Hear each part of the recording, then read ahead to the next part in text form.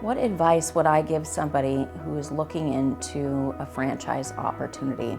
I would say, write down what you envision for your future. Look at what you want your lifestyle to look like. Look at what you would like your financials to look like. What do you want for your family? What do you see that you can be good at and that you can be passionate about?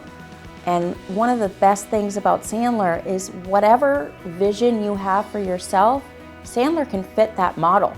There are very successful, what they call solopreneurs, men and women working by themselves for themselves.